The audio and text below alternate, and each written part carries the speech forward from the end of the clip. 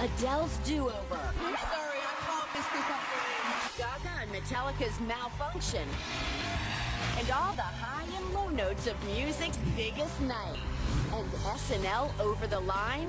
Did their latest Kellyanne Conway sketch go way too far? And could it work against them? Plus, Oprah's spreading the love on View Your Deal. We partnered with vendors for up to 67% off her latest batch of favorite things. Here come your hot topics with Whoopi, Sunny Hostin, Sarah Haynes, and Jedediah Bila. Now, let's get things started.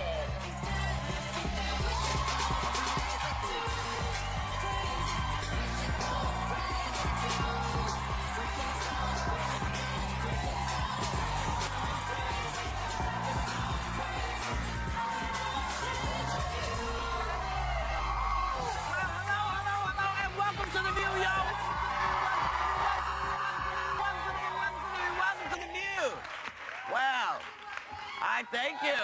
Thank you. I just got back from London where I went to the Palladium for the first time in 7 years. Last time I was there, I was doing Sister Act. And my mom passed, so I abruptly left and came back and haven't been back for 7 years. So I went and had a really good time. And I did a show called Graham Norton, which is a show that you can see on BBC America. But I also did a show called Loose Women, which is a show that is very close to what we do, except they don't do any politics. They're not really allowed to do it. But they were so great. They made me these shoes. Oh!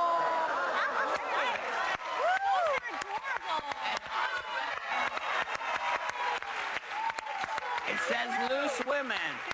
And they also brought me a cup, which says Loose Women Whoopi. And so they were so kind. It was such a good time that I just felt I needed to bring the cup back. I'm so thrilled. I love London.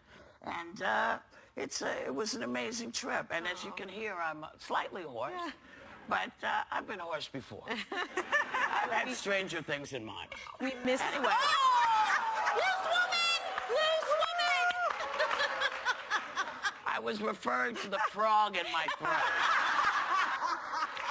Well, we missed you, Whoopi. We missed you. And she brought the most amazing gifts for all of us as well. From Fortnum and Mason, which is one of my other favorite places to be. And I took my grandson with me. This was the first time he'd ever been out of the country.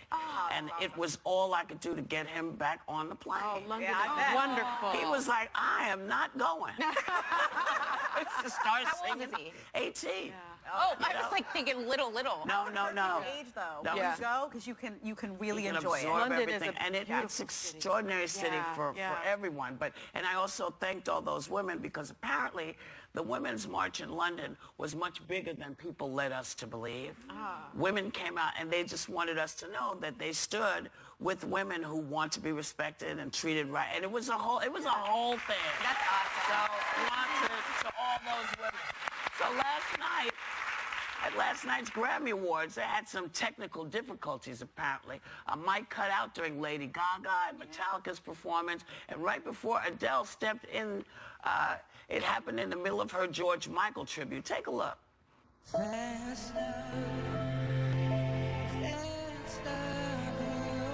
know it's live TV, I'm sorry. That's a real performance. Yeah.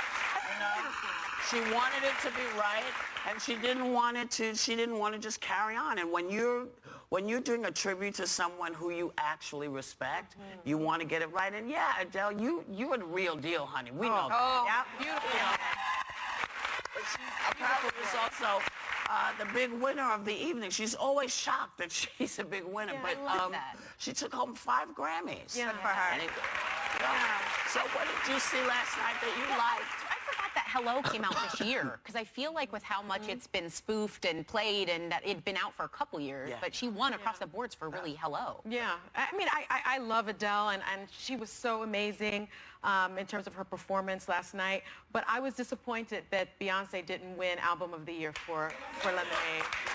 Yeah, and it's just, for me, it was so transformative. I mean, it talked about black female empowerment. It made black women feel strong and capable and beautiful. And it was just a reflection of black beauty for me. And when you look at her video and you see the little boy standing in front of the police and the signage that says, "Please don't kill us," it was such a political statement for Beyonce and for black women. I don't think it got the homage that it should have received. And I think Adele agreed because she broke her Grammy in half and gave it to Beyonce. I just, that was the one piece for me that I was very surprised at. Adele was my shining moment, though, for those two things. First of all, showing everyone what a performer should be, that you are willing to interrupt your act and say, I'm paying tribute to someone, I'm going to do this right or I'm not going to do it at all. That was amazing. Yeah. And then breaking your Grammy in half, just showing that, you know what, we can share this because I believe in you, you believe in me. Yeah. She's just such a model citizen of what a performer should be. And you know, what was interesting, she also said to Beyonce, the way that you make me and my friends feel, the way you make my black friends feel is empowering, and you make them stand up for themselves, and I love you. So she gave the homage that I thought that Beyonce deserved. It's always hard when you're talking art, though, because I feel like I love that she did that because there's such a humility to Adele, but it's so hard when you're choosing between people because you're, at the same time, you can't equate art. You know, like in some ways when you look at these awards, everyone up there is so amazing. They're so talented. Yeah. But I also don't get nominated unless you actually can do the work. James Corden did such a good job with award shows and people struggling hosting. This karaoke part, I have to say, and I love each and every person in this picture. Come on, you got to up your game with Neil Diamond. That's my man. I love Neil Diamond. I didn't know the words to Sweet Caroline a lot of that. That was the funniest thing because they all kicked in at the chorus. They're like, oh, sweet. Like the whole part leading up to it, I noticed that. They're all turning around and hugging each other and trying to look away. I was like, oh. See, for me, I don't know all the words either. So I know like, every word. You know the end, right? You know the end. Well, you have to. It's like every wedding you've been to, every dance you've been, I mean, every drunk bar song you've been. When I see a drunk karaoke bar song, let's be honest. It kind of is a drunk bar karaoke song. I don't know where you're doing karaoke. But, you know, no, it's not surprising. I mean, because what people usually hear is Sweet Caroline. Everybody knows that part. I mean, I know the hook of all songs. I know all the hooks. I know none of the words to the rest of them. Right. You know, because all you hear is and the commercials, that's all you hear. So that's what sort of people know. Yeah. And I think my dad's obsessed with Neil Diamond, so we grew up on every road trip listening and watching Jazz Singer, the movie, and so I probably know too much Neil Diamond. Isn't that endearing, though? When I see performers that don't know words, it's like actors when you see their blooper reels, it makes them feel human to me. I'm like, well, that would be me. I wouldn't know the words. I wouldn't get the lines right, so I like it. Blue Ivy popped in. Did you see her running in the scene? She stole the show. She stole the show. But, you know, talk about the Grammys. We lost a Grammy-winning legend yesterday, Al Jarreau, honey. Al Jarreau. You know, only 76, but that voice, you know that voice, and when you hear him sing, I mean, if you don't know his work, just take a minute. Look up Al Jarreau and just listen and understand why people, you know, really feel this loss largely. And as if our new education secretary, Betsy DeVos, doesn't have people worried enough. The U.S. Department of Education posted a tribute to civil rights and education pioneer W.E.B. Du Bois and misspelled his name. Come on. Their follow-up tweet did not really help because it read, our deepest apologies for the earlier... Apologizes. Yeah. See, I can't make them look bad twice. Yeah. Maybe it's you know, so perhaps a spell check. Maybe it's a foreshadowing to what's to come. Hopefully not. Well, I understand she got quite a chewing out from a lot of teachers the other day when she said, first day on the job, where are the pencils? Somebody wrote, at the store, bitch. Yeah. Protesters blocked her entry into a middle school. Because teachers buy their own supplies. Yes, they do. And if you don't know that and you are the head of education, you got a problem, That's Bets. remarkable. I'll tell you what was interesting. Yeah, but How could she not know I'll that? tell you why. Because what was interesting to me as a former teacher, I've taught in private schools where it's $40,000 a year for tuition. Oftentimes you don't buy your own supplies. So to me, that spoke volumes about what does she really know about people who are working in public education. Because I have Nothing. friends in there that Nothing. had to go My to the mother store and buy always their own bought supplies. her own supplies for her students. Well, it brings Construction it back paper, to all she has sorts no of things. experience with public education. And you know It's a what, problem. Betsy? If you really want to do something that'll be helpful, take some of your money, put it into the education system so teachers can actually concentrate on teaching and not worrying if their supplies are going to last. Because remember, we don't pay them enough. No. Exactly. So they're not only taking their money, taking care of our kids, but they also have children and a family to raise too. So if you really want to help, Betsy, you want people to think you actually are up on top of stuff, go in your pocket and take care of the 50 states to put some money out. Today, I'm just saying. And run a spell check. Run a spell check. Well, you know what? Or look, you know, there's enough places to look it up, so we're going to help you because today's Black History Month, FYI, guess who we're honoring? W.E.B. Du Bois, who was an educator, an author, a civil rights activist, and the first black man to earn a doctorate. He also published the very first case study of an American black community, the Philadelphia Negro, co-founded the NAACP, fought to free African colonies from European powers, and sadly passed away the day before Martin Luther King's iconic I Have a Dream speech. If you want to do black history, do your homework. Yeah. We'll be right back.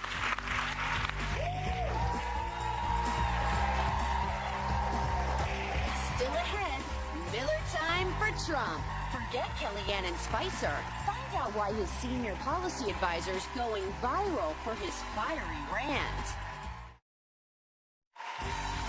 Still ahead, it's an Oprah Love Fest on View Your Deal. We partnered with vendors for up to 67% off stuff Oprah absolutely adores.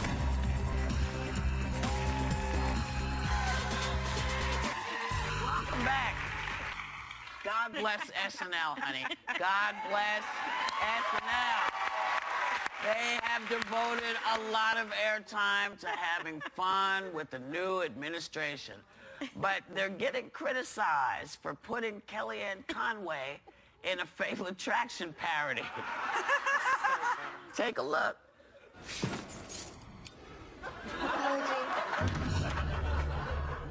This is how you do it? By breaking into my apartment? What was I supposed to do? You weren't answering my calls. You changed your number. I'm not going to be ignored. You don't get it, Kellyanne. You made up a massacre. We can't have you on. But I missed the news.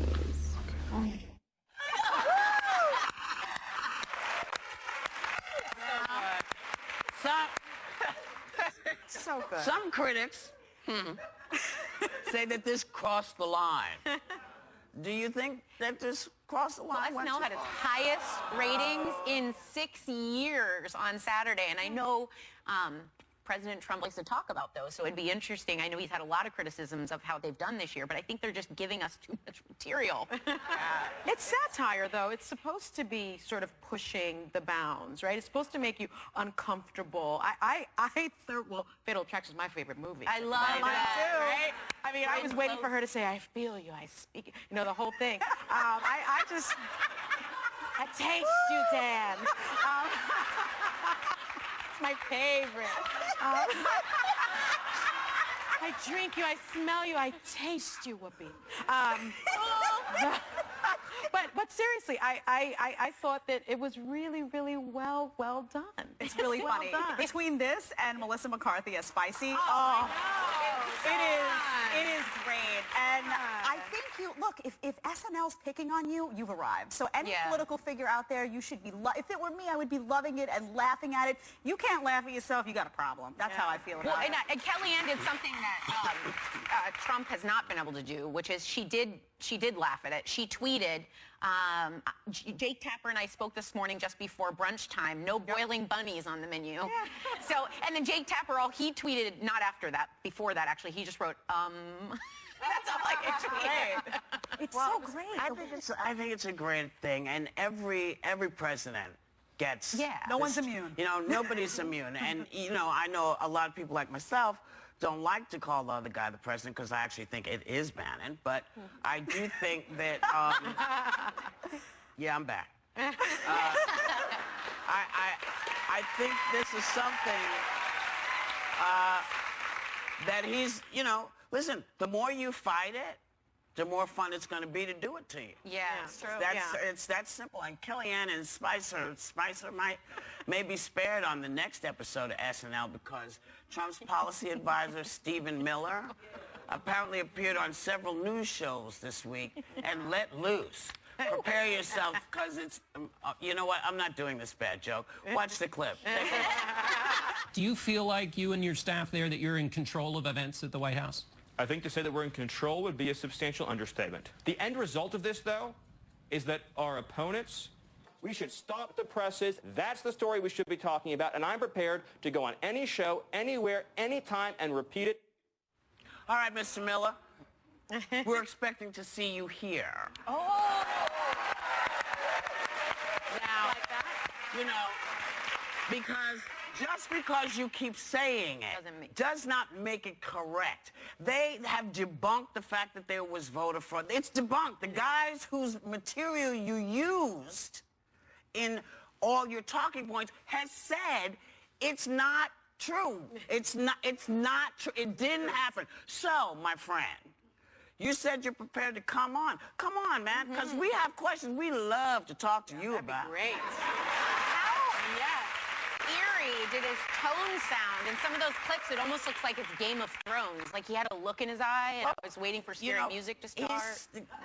Winter is coming. That's interesting because if you look at his background, he's a far-right ideologue. His history shows that. This is a guy, he was a top aide to Jeff Sessions. He worked for Michelle Bachmann, and it was interesting because a guy, Alex Conant, who was an aide to Marco Rubio, who's a very well-respected Republican among people on the left and right, said, and I quote, "Stephen was the kind of guy who would make a passionate ideological argument to a room full of people who were there to make pragmatic decisions." He's not a pragmatist. So even what he was saying that I could agree with when he was talking about how the Obama administration, you know, had labeled these 7 countries as a potential problem and talking about how it's not a Muslim ban, there were components that I found myself policy-wise agreeing with, but his delivery was not to make the masses understand his perspective. It was not to reach out to the center and say, this is our justification for why we're doing this, try to understand it. It was far-right ideology, and that's not persuasive or effective. Let's not make this mistake. It is a Muslim ban, and here's why it's a Muslim ban. Oh my God. It's the other hand. It's the other hand. Because I noticed as I saw periodically, I happened to see some stuff on television, I didn't notice that they were gathering up illegal Greeks who weren't supposed to be here, or illegal Spaniards who aren't supposed to be, illegal Africans who aren't supposed to be here. So it is a Muslim ban. It is a Muslim ban. And you're going after, I see you also going after picking up Latin people. ICE raids. And I did not see, because if you're concerned about the criminals who are here, then where's the rest of them? Because I'm not seeing a wide range of criminals. And I believe that, I know, and I believe it would go a long way to take away the stink from Muslim ban. You know, you can't get around the fact, and you know, this is not Nazi Germany, man. This is not Nazi Germany, and as long as the Constitution and those judges, as long as those judges are in place and all those people who are in place to make sure this doesn't turn into some crazy country, you're going to get pushback because the president has wide-reaching abilities. He does not have the ability to poop on the Constitution. He doesn't. It's not unfettered. We'll be back. Later, driven to divorce? Why, one guy says Uber exposed him as a cheater. He's suing them for $48 million.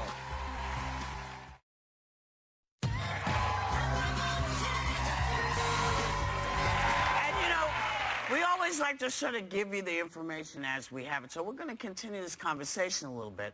You are about, who was about, I cut somebody off. Was it you? We were talking at the break, and I was saying that, you know, the one thing that concerns me is you hear this guy, Stephen Miller, say the president has unfettered discretion in putting out these executive orders. That is not true. The Supreme Court has oftentimes gone in and analyzed whether or not the executive order is constitutional, and that's what you were saying. What the bottom line is, does the president have a lot of discretion? Absolutely. Does the president have a lot of power? Absolutely. But the Constitution has more power. That is the bottom line. And that's why you have 3 judges. You have judges all over the country. You have lawyers from the ACLU all over the country saying, guess what, Mr. President? We are here. We're holding you accountable, and the Constitution holds you accountable. I think the concern is from people looking at it, sometimes often saying, we've talked about this judicial activism, the concept of courts being activist courts and overstepping their boundaries and taking authority away from the president that's constitutionally designated to him. In other words, maybe these judges don't have access to the national security information that's causing him to make these decisions about these 7 countries. Doesn't matter. He has to go within the law. It has to be within and the that's law. a misnomer, this whole notion of judicial activism. Guess what? A judge's job is to be active in interpreting the law. Now let's say, that is what judges do.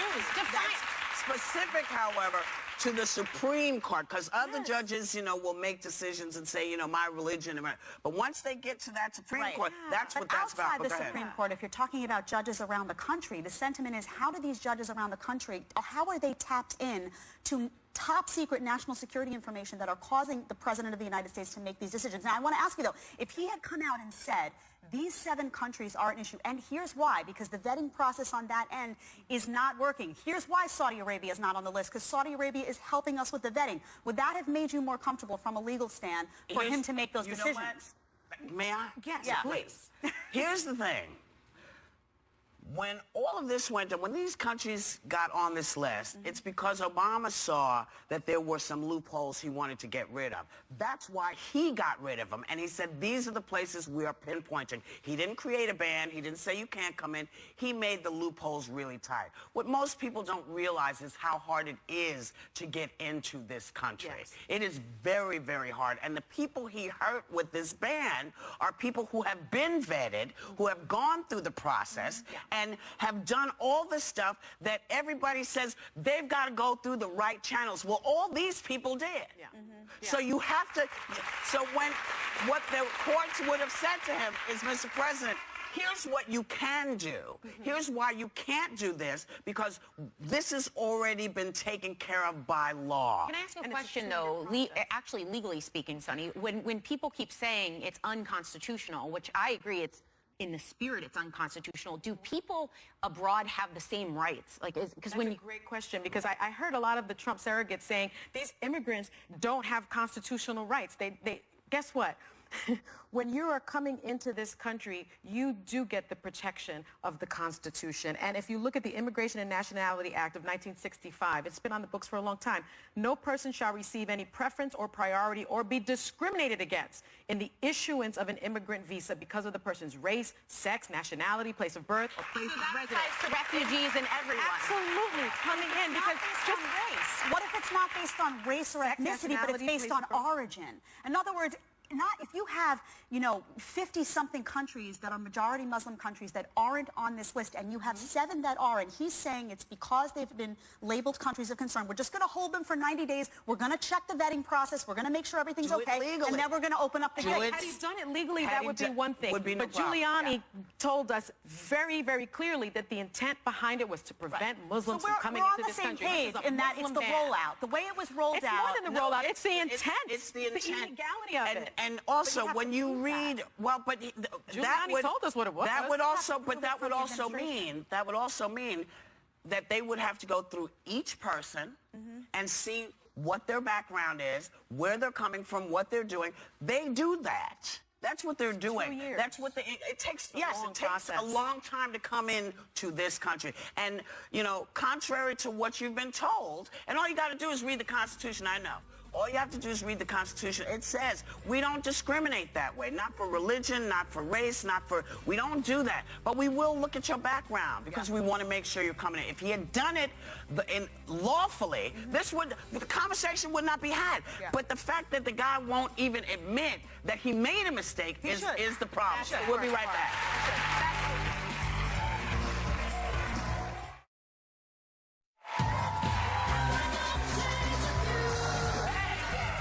So welcome back. A guy in France is suing Uber for $48 million because of a glitch in the app that sent his travel information to his wife's phone. And when his wife saw where he was going, it led to their divorce.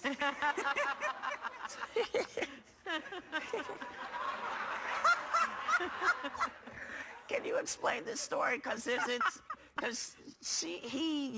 had used her phone and had logged into his Uber account, and even though he says he logged out of it, there is a glitch with the app that it sent notifications of his account rather than hers. And I mean, I feel like I'm stating the obvious, but don't cheat, dude. Like, He was just Ubering everywhere.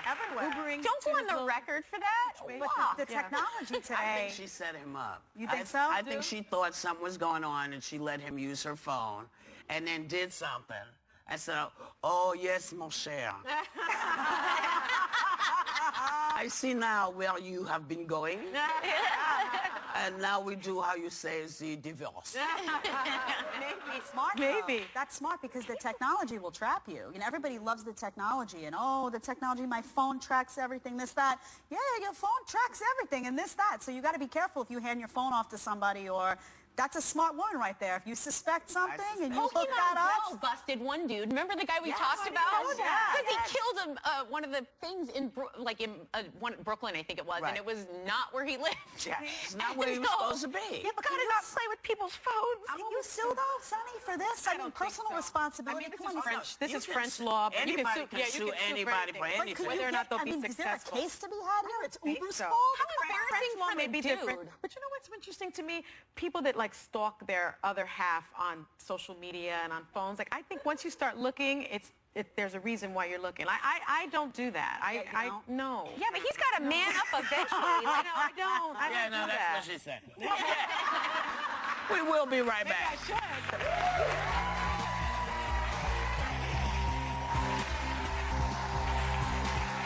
Next, love Oprah? Then you're gonna fall hard for View Your Deal, because we partnered with vendors for up to 67% off her latest batch of favorite things.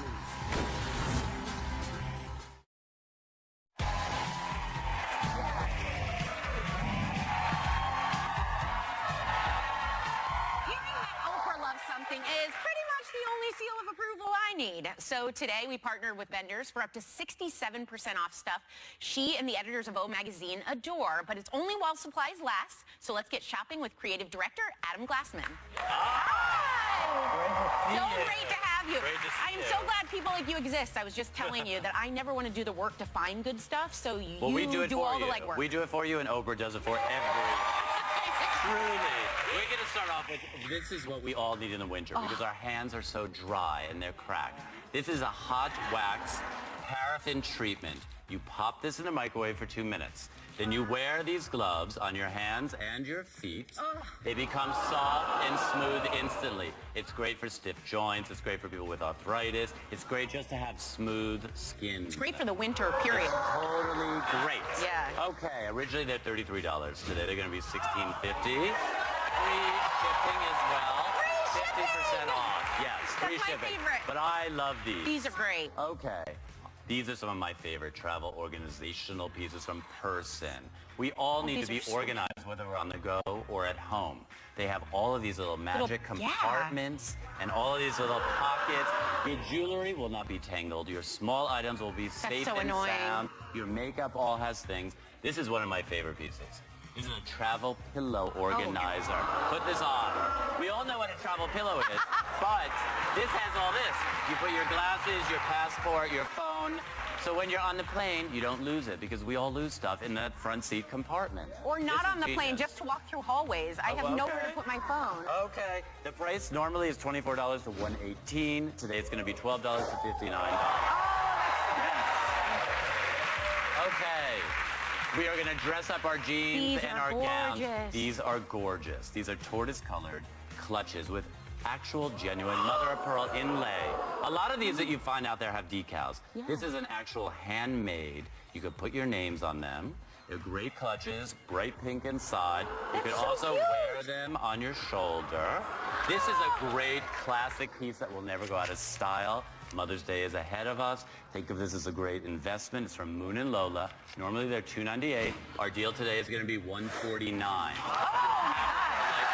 These are 50% so cute. off. They're super cute. And now you have one for yourself. Yes. Okay. I mean, nobody else wants the Sarah one, so. Honestly, this is one of my favorite new finds. It's a Flint. It is a retractable. Oh, I need this in my no, life. this is genius. And refillable lynch roller. What's so great is it's so small it will fit into your purse. You could have it in every desk drawer. You could have it in your car. No more lint, no more pet hair, ever. I have a dog and I carry one of those other ones and it always collects Yes. everything in my purse. That's perfect. So we are doing today a set of 2 plus 6 refills. Normally it's $38. It's going to be $19 today, 50% off, and free shipping. Free shipping! Free shipping. Yes. Okay. I will order anything with Yes. free shipping. We love to dress up, and this is something great from Rustic Cuff. You're wearing them right now. These are Stingray cuffs. These are This so is a new cute. take on something we had on Favorite Things this year. They come in 5 colors. You can get them with gold or silver. They're beautiful stacked up. Yeah, they're or with so other arm cute. candy, or wear them alone. Rustic They're really Cuff does a great job. They do a great job. And wait till you hear this price. Normally they're $118. Today they're going to be $38. That is 67%. Amazing. It's amazing. This is a great buy today. And that's another good Mother's Day gift. Terrific. For the Mother's Day ladies in gift. your life. Okay, well, this is something else from Commando. We're going to talk intimate wear? We're going to talk intimate wear. We're going to talk sleepwear. We're going to talk activewear. Commando does the best fabrics Oh, in I the love world. Commando, 'cause they're Literally, seamless. they're seamless. They're breathable. They're lightweight, and they prevent panty lines. That's the genius thing about them. In fact, this week at New York Fashion Week, all the models are wearing Commando because literally it shows nothing. Yeah. All the celebs wear it on the They're red comfortable. carpet. They're like a second Super skin. comfortable. It feels like you're wearing nothing, hence the name. Commando! Okay. So the prices normally range from $22 to $118. We're doing 50% off, $11 to $59. Oh. So this is great stuff. Put it in my little purse. And I love these. These are amazing. They're totally great. And get practical on Valentine's Day. A girl like me appreciates this. So. Big thanks to Adam Glassman. The clock is ticking, people. You have 24 hours to grab any of these exclusive deals at viewyourdeal.com. And members of our audience are going on with a copy of O Magazine and glove hand treatment and a Flint roller as well.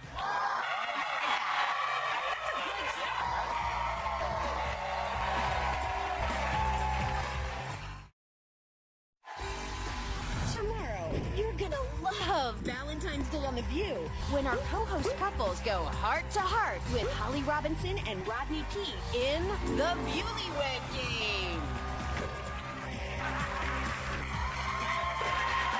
So, welcome back. You know, I don't know if you all have seen this, but a newspaper in Brazil did an amazing thing. They were talking about the new president, but let us show you the picture that they used. It's Alec Baldwin. They made a little mistake. And that tells you everything. That tells you everything. Listen, we are so thrilled that you all came to this live show.